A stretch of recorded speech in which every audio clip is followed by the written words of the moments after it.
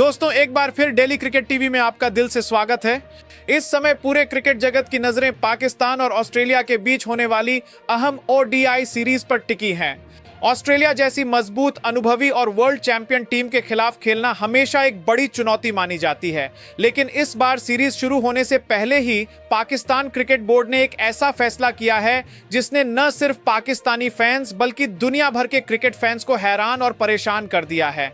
क्योंकि इस अहम सीरीज के लिए पाकिस्तान के सबसे भरोसेमंद विकेटकीपर, बल्लेबाज और फाइटर मोहम्मद रिजवान को टीम से बाहर कर दिया गया है। जैसे ही यह खबर सामने आई, सोशल मीडिया पर तूफान आ गया। किसी ने इसे नाइंसाफी कहा, किसी ने कहा कि यह पाकिस्तान क्रिकेट के भविष्य के साथ खेला जा रहा एक खतरनाक खेल है, तो कुछ लोग यह सवाल उठाते दिखे कि लगातार अच्छा प्रदर्शन करने वाले खिलाड़ी को नजरअंदाज क्यों किया जा रहा है। अगर हम ओडीआई क्रिकेट के पिछले 2-3 सालों को देखें तो मोहम्मद रिजवान उन कुछ पाकिस्तानी खिलाड़ियों में से रहे हैं जिन्होंने हर मुश्किल समय में टीम का साथ दिया है।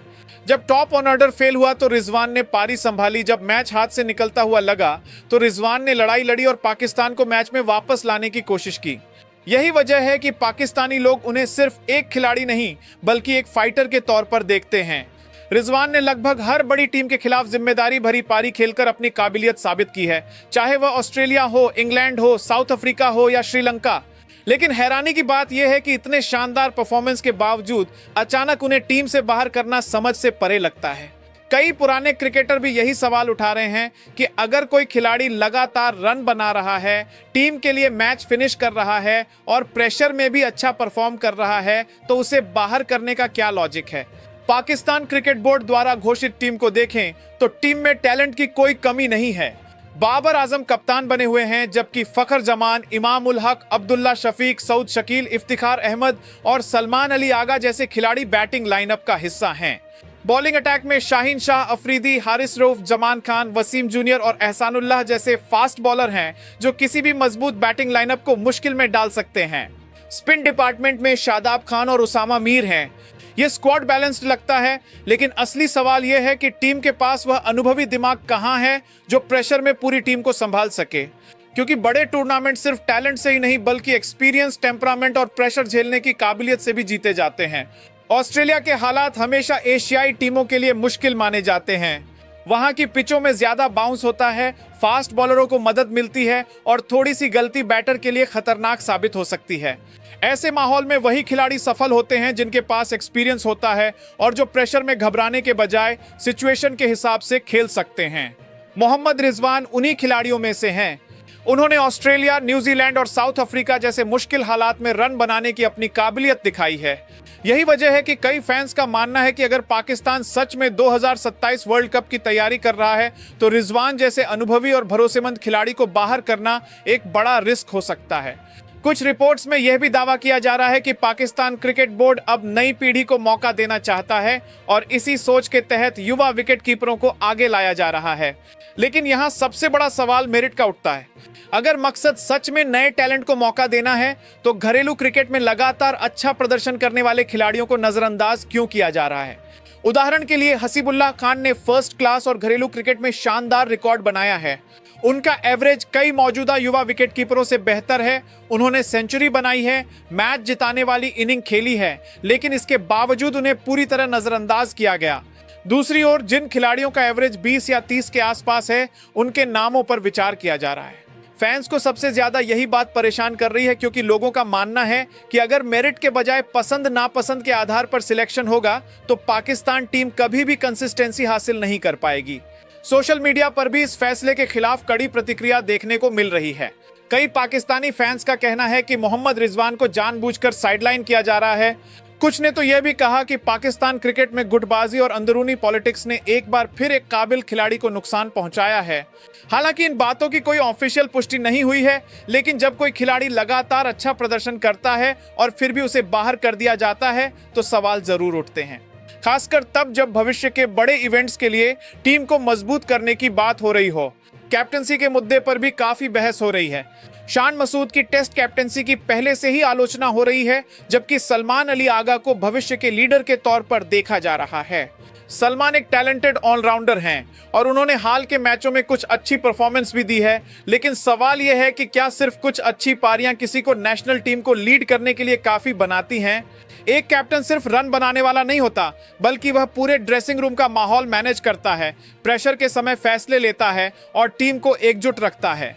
यही वजह है कि कई पुराने क्रिकेटरों का मानना है कि मोहम्मद रिजवान जैसे अनुभवी और पॉजिटिव सोच वाले खिलाड़ी को लीडरशिप में शामिल किया जाना चाहिए था। पाकिस्तानी टीम इस समय एक मुश्किल दौर से गुजर रही है। एक तरफ नए खिलाड़ियों को तैयार करने की जरूरत है, तो दूसरी तरफ सीनियर खिलाड़ियों के अनुभव को भी साथ लेकर चलना जरूरी है। अगर टीम अचानक सभी अनुभवी खिलाड़ियों को बाहर कर देती है, तो युवा खिलाड़ी दबाव में बिखर सकते हैं। पाकिस्तान क्रिकेट ने पहले भी कई बार यह गलती की है।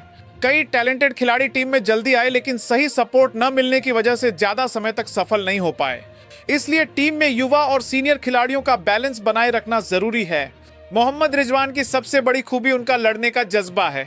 वह सिर्फ बैटिंग नहीं करते, बल्कि हर मैच में पूरे दिल से खेलते हैं। मैदान पर उनकी एनर्जी, टीम के लिए जुनून और उनका कभी हार न मानने वाला रवैया उन्हें दूसरे खिलाड़ियों से अलग बनाता है। यही वजह है कि दुनिया भर के क्रिकेट फैन उनकी इज्जत करते हैं। भारत के खिलाफ दबाव वाला मैच हो या ऑस्ट्रेलिया के खिलाफ मुश्किल हालात, रिजवान हमेशा लड़ते हुए नजर आते हैं। ऐसे खिलाड़ी किसी भी टीम के लिए बहुत कीमती होते हैं और कई लोगों को लगता है कि उन्हें सिर्फ कुछ फैसलों की वजह से बाहर कर देना गलत है। इसमें कोई शक नहीं कि पाकिस्तान के युवा खिलाड़ियों में बहुत टैलेंट है। अगर उन्हें सही माहौल, भरोसा और लगातार मौके मिले तो वे भविष्य में बड़े स्टार बन सकते हैं। लेकिन टीम में युवा खिलाड़ियों को शामिल करने का मतलब ये नहीं होना चाहिए कि सीनियर और अच्छा प्रदर्शन करने वाले खिलाड़ियों को अचानक बाहर कर दिया जाए। सफल टीमें हमेशा अनुभव और युवाओं के मेल से बनती हैं। ऑस्ट्रेलिया, भारत और इंग्लैंड जैसी टीमें भी यही फॉर्मूला अपनाती हैं। वे युवाओं को मौके तो जरूर देते हैं, लेकिन अपने अनुभवी मैच विनर खिलाड़ियों को कभी नजरअंदाज नहीं करते। अब देखना यह है कि ऑस्ट्रेलिया के खिलाफ इस सीरीज में पाकिस्तान टीम कैसा प्रदर्शन करती है। अगर युवा खिलाड़ी अच्छा खेलते हैं तो फैंस जरूर खुश होंगे और टीम को फायदा होगा, लेकिन अगर टीम को मुश्किलों का सामना करना पड़ा तो मोहम्मद रिजवान को बाहर करने के फैसले की ओर आलोचना होगी, क्योंकि क्रिकेट में नतीजे ही सब कुछ साबित करते हैं। अगर फैसले सफल होते हैं तो उनकी तारीफ ही होती है, और अगर वे नाकाम होते हैं तो ये फैसले सवाल बन जाते हैं। पाकिस्तानी फैंस की सबसे बड़ी इच्छा यही है कि उनकी टीम मजबूत हो, एकजुट हो और दुनिया के मंच पर अपनी खोई हुई जगह वापस पाए। फैंस नहीं चाहते कि टीम अपनी पसंद नापसंद या अंदरूनी पॉलिटिक्स की वजह से कमजोर हो। वे चाहते हैं कि हर खिलाड़ी को सिर्फ मेरिट के आधार पर मौका मिले, चाहे वह सीनियर हो या जूनियर, क्योंकि आखिर में नुकसान किसी एक खिलाड़ी का नहीं बल्कि पूरे पाकिस्तान क्रिकेट का होता है। यही वजह है कि मोहम्मद रिजवान को ड्रॉप करने का मुद्दा सिर्फ सिलेक्शन का नहीं बल्कि एक बड़ी नेशनल बहस बन गया है। दोस्तों, अगर हम पाकिस्तान क्रिकेट की हिस्ट्री देखें तो हमें बार बार एक ही प्रॉब्लम दिखती है, और वो है कंसिस्टेंसी की कमी। कभी किसी कैप्टन को कुछ सीरीज के बाद हटा दिया जाता है, कभी किसी प्लेयर को बिना किसी साफ वजह के निकाल दिया जाता है, और कभी कभी टीम कॉम्बिनेशन के साथ इतने एक्सपेरिमेंट किए जाते हैं कि पूरी टीम का बैलेंस बिगड़ जाता है। इसी वजह से पाकिस्तानी फैंस इस समय काफी परेशान लग रहे हैं, क्योंकि वे नहीं चाहते कि वही गलतियां एक बार फिर दोहराई जाएं। मोहम्मद रिजवान जैसे प्लेयर का टीम से बाहर होना इस बहस को और हवा दे रहा है। लोग सवाल पूछ रहे हैं कि अगर एक सीनियर और लगातार अच्छा परफॉर्म करने वाला प्लेयर भी सेफ नहीं है तो पाकिस्तान टीम में मेरिट की असली इंपॉर्टेंस क्या है। दूसरी तरफ ऑस्ट्रेलिया जैसी टीमें अपने सीनियर प्लेयर्स को लंबे समय तक सपोर्ट करती हैं। भले ही उनका फॉर्म कुछ समय के लिए खराब हो जाए, वे अपने एक्सपीरियंस्ड मैच विनर्स पर भरोसा बनाए रखती हैं, क्योंकि उन्हें पता है कि इन प्लेयर्स में बड़े मैचों में टीम को जिताने की काबिलियत है। पाकिस्तान को भी अब यही सोच अपनानी होगी। कोई टीम सिर्फ हर सीरीज के बाद एक्सपेरिमेंट करने से मजबूत नहीं बनती, बल्कि उसके लिए एक साफ प्लान, मजबूत लीडरशिप और एक कंसिस्टेंट सपोर्ट सिस्टम की जरूरत होती है। अगर हर कुछ महीनों में स्क्वाड और कैप्टनसी बदलती रहेगी तो प्लेयर्स पर भी प्रेशर रहेगा और टीम कभी स्टेबल नहीं हो पाएगी। मोहम्मद रिजवान की एक और खास बात उनका डिसिप्लिन और फिटनेस है। वह उन कुछ पाकिस्तानी प्लेयर्स में से हैं जो हर फॉर्मेट में खुद को पूरी तरह फिट रखते हैं और हर मैच में 100% देने की कोशिश करते हैं। यही वजह है कि यंग प्लेयर्स भी उन्हें रोल मॉडल के तौर पर देखते हैं।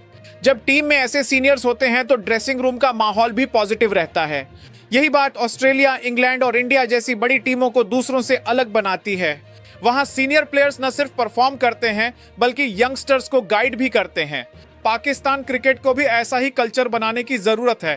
कई फैंस का मानना है कि अगर पाकिस्तान सच में 2027 वर्ल्ड कप जीतने का अपना सपना पूरा करना चाहता है तो टीम में पॉलिटिक्स के बजाय सिर्फ परफॉर्मेंस को इंपॉर्टेंस देनी होगी, क्योंकि वर्ल्ड कप जैसे बड़े इवेंट्स में वही टीमें सफल होती हैं जिनके फैसले क्लियर और मेरिट बेस्ड होते हैं।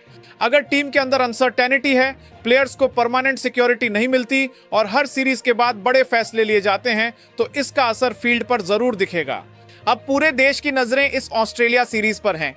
अगर पाकिस्तान टीम सफल होती है तो नए खिलाड़ियों का कॉन्फिडेंस जरूर बढ़ेगा, लेकिन अगर टीम को मुश्किलों का सामना करना पड़ा तो सबसे ज्यादा सवाल मोहम्मद रिजवान को ड्रॉप करने के फैसले पर उठेंगे, क्योंकि क्रिकेट सिर्फ टैलेंट का खेल नहीं है बल्कि कॉन्फिडेंस, एक्सपीरियंस और प्रेशर में फैसले लेने का भी खेल है। और यही वो चीजें हैं जो रिजवान जैसे खिलाड़ी को दूसरों से अलग बनाती हैं। अब आप लोग अपनी राय जरूर दें कि क्या मोहम्मद रिजवान को ओडीआई टीम से बाहर रखना सच में सही फैसला है? क्या पाकिस्तान टीम उनके बिना ऑस्ट्रेलिया जैसी खतरनाक टीम का मुकाबला कर पाएगी? और क्या भविष्य में सलमान अली आगा को कप्तान बनाना एक अच्छा फैसला साबित हो सकता है? अपनी कीमती राय कमेंट सेक्शन में जरूर शेयर करें, वीडियो को लाइक और शेयर करें और डेली क्रिकेट टीवी से जुड़े रहें।